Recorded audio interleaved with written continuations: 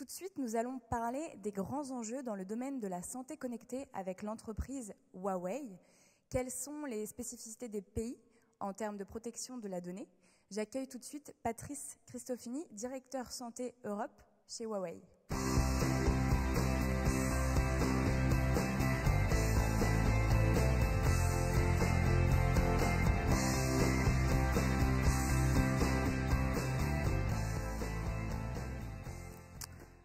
Bonjour, c'est un grand plaisir d'être avec vous et de pouvoir aborder dans ce salon un petit peu quels sont les grands enjeux de la santé.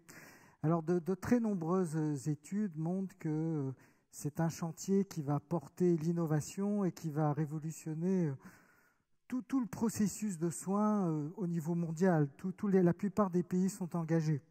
Donc aujourd'hui, très rapidement, Huawei, sur ce secteur-là, est engagé depuis de nombreuses années. Nous avons une présence mondiale très forte, en particulier en Asie, très forte en Afrique, et nous avons aussi commencé à développer ce marché en Europe avec une vision qui marie et qui est très originale, parce que notre approche, c'est de dire on va développer des nouveaux usages, on va développer des nouveaux services, mais cela ne pourra se faire que si nous avons des infrastructures et des réseaux capables de supporter ces nouveaux usages.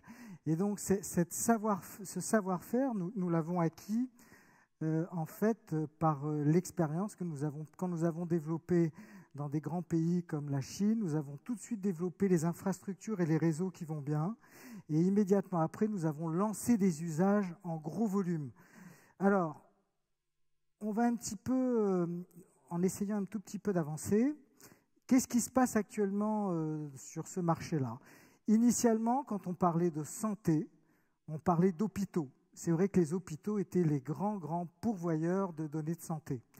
Et puis progressivement, on a vu la situation un petit peu évoluer, et notamment la volonté de décloisonner l'hôpital et de pouvoir échanger des données. Parce que quand on parle de e-santé, le principal driver, c'est le patient, c'est l'individu. Et le patient et l'individu, il veut une chose, c'est avoir accès à ces données de santé en mobilité, où qu'il soit, et pouvoir le montrer aux professionnels de santé de son choix. Donc cette grande révolution a fait que l'hôpital, en tant que tel, ne peut plus rester à garder secrètement dans son coffre-fort ces données et à ne plus les communiquer. Donc la deuxième étape que l'on a observé, c'est un décloisonnement de l'hôpital pour se connecter à son écosystème extérieur. Donc son écosystème extérieur, c'est la médecine de ville, ça peut être aussi les maisons de retraite, ça peut être aussi les pharmacies, c'est tout ce qu'on appelle l'offre un petit peu régionale. Et puis la troisième grande vague qui arrive actuellement, et que l'on observe particulièrement dans le monde entier, c'est cette fameuse médecine dite médecine personnalisée. C'est-à-dire que le patient, c'est finalement, on va essayer de plus en plus, par l'analyse de ces données, de prédire ses risques et son risque de maladie, son risque de vieillissement. Et cette médecine de précision, elle a transformé l'évolution de la e-santé pour aller chercher les données en mobilité, au domicile, en déplacement. Et donc cette grande révolution que j'explique là, elle oblige à décloisonner et donc à ouvrir les réseaux et à assurer dans cette circulation de données forcément de la sécurité qu'on va aborder après. Alors quels sont les grands enjeux? Parce que si on veut parler de sécurité et de protection, il faut qu'on parle de données. Mais il n'y a pas plus sensible et personnel qu'une donnée de santé. Alors on a vu plusieurs vagues arriver. On a commencé par utiliser des mobiles, on a joué dans plein d'applis. Dans les applications mobiles, les applications de santé sont parmi les plus utilisées. Et puis on a vu arriver une deuxième vague avec l'Internet des objets, et on sait, la plupart des études disent qu'avec l'automobile, la santé est un marché énorme. Je ne veux pas vous inonder de chiffres, mais on parle de plusieurs dizaines de milliards d'ici 10 ans sur des marchés. Et puis évidemment, avec cette augmentation de données qui va arriver des objets connectés. On va vous connecter chez vous, on va créer, avec le vieillissement des populations, on va vous faire rester au domicile le plus longtemps possible avec des objets. Voilà. Et puis la quatrième, ce qui arrive derrière, c'est évidemment le big data, l'analyse, le cloud et le partage. Alors, donc on est face à une grande révolution. Moi, j'ai tendance à l'appeler le Big Bang. Bang, parce que finalement, B, c'est toutes les données de la biotechnologie. A, c'est toutes les données de nanotechnologie. N, c'est toutes les données issues des maladies chroniques, ce qu'on appelle la télémédecine, le suivi des maladies chroniques à distance. Et le G, c'est la fameuse médecine génomique. Vous savez qu'on peut séquencer maintenant un génome à moins de 1 000 €, largement, on est même en dessous des 500, et qu'on peut vous prédire en fonction de vos types de chromosomes un certain risque d'apparition de maladies. Et tout ça, ce sont des énormes enjeux et qui travaillent autour de la donnée. Donc, pour revenir sur le sujet, cette donnée, il faut bien entendu la transporter, il faut qu'elle soit sécurisée, et il faut qu'on sache exactement ce que l'on a à en faire. Alors sur cette couche de données, j'en profite pour répondre à un des thèmes, se développe de plus en plus ce qu'on appelle l'intelligence artificielle. On en parle beaucoup. En fait, machine learning, deep learning. Actuellement, on a un stade d'intelligence artificielle dite faible. On n'a pas encore de l'intelligence artificielle lourde. En fait, on utilise des applications qui existaient il y a X années, mais qui reviennent sur le devant. Pourquoi c'est très, très intéressant dans une logique de médecine personnalisée? C'est que pour réussir ça, il faut des grandes bases de données, il faut des serveurs très puissants et des calculateurs très puissants, et il faut enfin des algorithmes performants. Et c'est vrai qu'en Europe et en France, on a un énorme talent dans ce génie algorithmique et mathématique qui est reconnu mondialement. Donc, avec ces technologies d'algorithmie, on peut arriver à travailler sur des bases et à vous prédire très exactement des risques. Donc, ce fameux Big Bang, il va faire évoluer énormément les choses et bouger dans la situation. Alors, je vais vous donner un exemple de l'intelligence artificielle. Récemment, un cancérologue français a mis au point une petite application sur un téléphone mobile. Et en gros, quand vous avez un cancer du poumon, quand vous sortez de votre traitement, on vous dit à 3 mois, il faut faire un scanner, à 6 mois, il faut faire ci, à 8 mois, il faut faire ça. Vous sortez avec un protocole. Sur une petite application mobile, ce cancérologue a permis à l'individu de se poser régulièrement 8 ou 10 questions sur son appli mobile. Et à l'issue de ces 8 à 10 questions, en fonction du score et de la façon dont il répondait à ces questions, on lui lançait une alerte et on lui disait « tu as modifié, il faut que tu prennes rendez-vous plus rapidement, tu n'attends pas ton rendez-vous à 6 mois ». Les études, c'est un simple questionnaire avec de l'algorithmique derrière. Les études ont été publiées au plus grand congrès de cancérologie américain, à l'ASCO.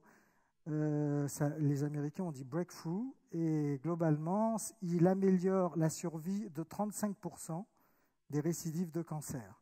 Et tout ça par un questionnaire. Donc en gros, pas attendre son scanner à faire 6 mois plus tard, ça peut être déjà beaucoup trop tard, la tumeur a repris. On anticipe les rechutes. Voilà le genre d'applications que vous trouvez dans la santé et qui vont un petit peu révolutionner. Alors, je vais essayer de passer ma diapositive. Alors nous, un petit peu, pour positionner, parce qu'on va parler aussi un petit peu de protection, nous, Huawei, très clairement, on n'est pas un fabricant de dispositifs médicaux, on n'est pas non plus un développeur de logiciels informatiques, d'imagerie, on est au milieu.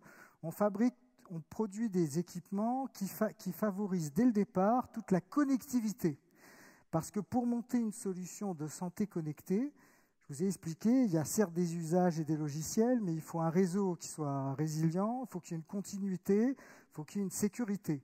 Donc nous, on fournit toute cette gamme d'équipements, serveurs, stockage, visio, réseau, c'est tout le savoir-faire de l'opérateur, et tout ça pour développer une solution globale et sécurisée. Donc on travaille beaucoup avec des partenaires, et pour illustrer, nous avons un partenariat avec notamment une société qui s'appelle Visiomed, qui a développé une approche du suivi du patient à son domicile. C'est-à-dire qu'on est capable d'équiper un individu qui a une maladie chronique avec soit un tensiomètre, soit une température, soit un ECG. Et de chez lui, il peut, avec une gateway ou un mobile, transférer des informations à distance sur une plateforme médicale. Et en fonction des informations qu'il envoie de chez lui, on peut lui envoyer un message retour. Est associé à ça aussi un petit questionnaire portable sur un mobile, à base aussi d'algorithmes et d'intelligence artificielle, qui permet en quelques questions, quand il y a un paramètre qui n'est pas bon ou quand le patient ne se sent pas bien, de lui donner la priorité de son orientation d'urgence. Faut-il aller voir un généraliste? Faut-il tout de suite appeler le 15 ou le 112, ou il peut attendre? Voilà le genre d'application. Et ça, on associe, on voit vraiment cette révolution, parce que de plus en plus, les assureurs veulent investir dans ce champ de la télémédecine ou du suivi à distance par des objets connectés, parce qu'eux, ils ont cette capacité à prédire votre risque, et on voit très bien un développement se faire. Alors, on va un peu parler de nous chez Huawei, message. Vous avez vu, on travaille en indirect, on fournit des équipements, mais la première chose que je voulais vous dire, c'est qu'en Europe, on ne manipule pas directement des données de santé. On n'est pas hébergeur agréé de données de santé, on aide les hébergeurs en leur donnant des équipements. Et pour nous, dans toute notre démarche d'équipement, par notre recherche et développement, on a 80 000 chercheurs. Dès le départ, le problème de la sécurité dans l'équipement que nous lançons sur le marché est intégré dès le départ, dès en amont. Et pour l'importance de la sécurité chez nous, c'est que tous nos collaborateurs, nous avons des tests que nous passons régulièrement de sécurité pour valider que nous sommes à jour dans nos connaissances et dans nos pratiques quotidiennes. Donc on a vraiment une approche importante, parce qu'on peut faire toutes les lois, la GPRD, la directive Nice, la dimension éducation de l'individu est vraiment très très importante, et c'est encore finalement une des meilleures façons d'être sûr qu'on sécurise bien les choses. Alors, pour vous montrer encore une petite innovation, nous avons ça, c'est un chariot médical de télémédecine avec la visioconférence. Vous savez que dans les maisons de retraite ou dans les hôpitaux, très souvent le soir, il se passe des problèmes, il n'y a pas de médecin. Et donc très clairement, il faut être capable. La soignante arrive au lit du malade, elle pose quelques questions, elle va accéder au dossier médical, et par la visioconférence et les objets connectés, elle prend les paramètres, elle les affiche, elle les envoie à distance au médecin, qui peut lui dire bah, écoutez, cette dame, elle peut rester, ce n'est pas la peine d'aller encombrer les urgences, parce qu'actuellement, dans des maisons de retraite, quand il y a un problème la nuit, c'est directement les urgences. Et c'est en général pas très bon pour la personne âgée qui est sortie de son univers. On n'est d'ailleurs pas du tout sûr qu'elle revienne en excellent état de santé. Donc tous ces objectifs-là, c'est pour vous montrer un petit peu les enjeux. Alors, il y a aussi un point très très important, c'est que nous, on travaille dans tous les organismes internationaux de certification, et pour nous, il est vraiment la question de la sécurité, de l'échange, de l'interopérabilité, elle est vraiment conçue dès le départ. Alors pour conclure, je voulais simplement vous dire que il y a une phrase d'Einstein que j'aime beaucoup, qui est il n'y a pas d'innovateurs, il n'y a que des retardataires. Et c'est vrai que nous, à Huawei, l'innovation est au cœur, et donc on poussera beaucoup. On a vraiment cette volonté d'être l'acteur qui, avec des partenaires, parce que faire de la e-santé, c'est compliqué, on ne peut pas le faire seul. Nous, on a vraiment la volonté d'être un facilitateur de connexion et de permettre vraiment de sécuriser les échanges, de développer les nouveaux usages, mais avec toujours cette notion de j'ai une donnée, elle est transportée, elle doit être sécurisée, je dois être capable de la restituer. Et dans tous les projets où nous nous engageons, ce thème est automatiquement mis sur la table et discuté avec les partenaires. Voilà, je vous remercie.